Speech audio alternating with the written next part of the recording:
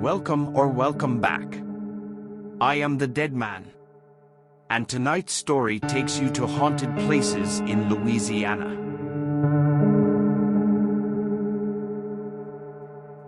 Long before a home was built on the property where the Lafitte guest house now sits, there was a charity hospital.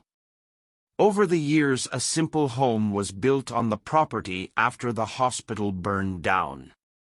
Later on, in 1848, the simple home was replaced by a mansion built by Paul Glees. Many families have lived in the three-story home since that time. There are a few stories of hauntings that people continue to share. The saddest paranormal activity that people experience is the sounds of a crying infant. At one point in the hotel's history, a little girl named Marie contracted yellow fever. Unfortunately, little Marie never recovered and perished in room 21.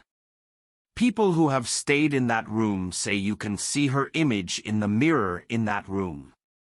Other people have said Marie appears and attempts to speak with children visiting the hotel. Another haunting people experience is the sound of Marie's mother sobbing in the same room Marie perished. Marie's mother has also been known to turn lights off and on and wander around the grounds of the hotel.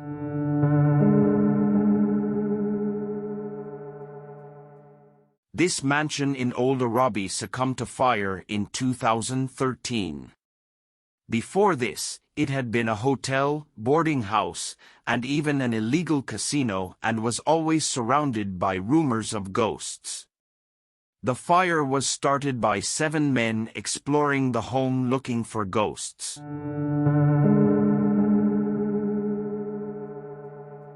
High on the list of the most haunted places in New Orleans is the tomb of Marie Laveau. Marie was a famous voodoo practitioner in New Orleans. She is considered to be a New Orleans voodoo queen. When she perished, she was buried in her family's tomb. It is believed that if you visit her tomb and place an X on it, turn 3 times, knock on the tomb, and state your wish, Marie Laveau will grant you a wish from the other side. If your wish is granted, you are to return to the tomb and not only circle your X but also leave her a gift.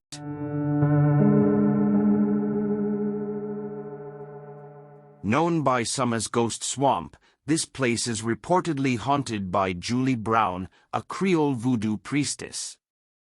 According to legend, when she died, a hurricane hit the town with a 30-foot tidal wave that killed a lot of people, many of whom ended up in a mass grave in the swamp and still haunt the area today.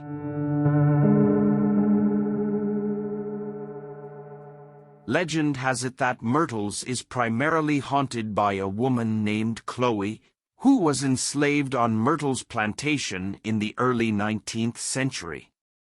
The master on the plantation had shown favor to Chloe by putting her in the house and sleeping with her. His wife bristled at this and had Chloe's ear chopped off after accusing her of spying.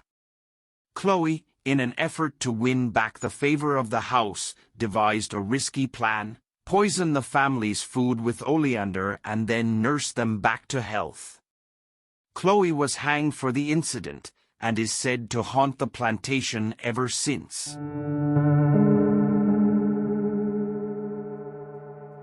Now an academic building on LSU's campus, in the 1970s this former LSU hotel was the site of many sordid activities. The most popular tale is about a woman and her boyfriend who lived on the floor below and got in an argument. The woman shot her boyfriend in an attempt to kill him, but he survived. She ran upstairs into her own room, 312, shot herself and died. Stories of hauntings have followed the building ever since.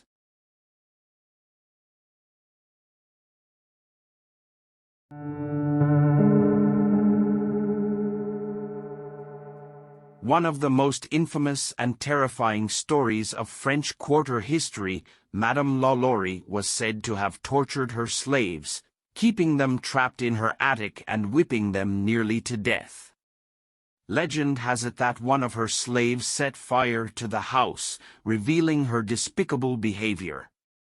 Now, the mansion is one of the most haunted places in New Orleans. I want to thank you for watching.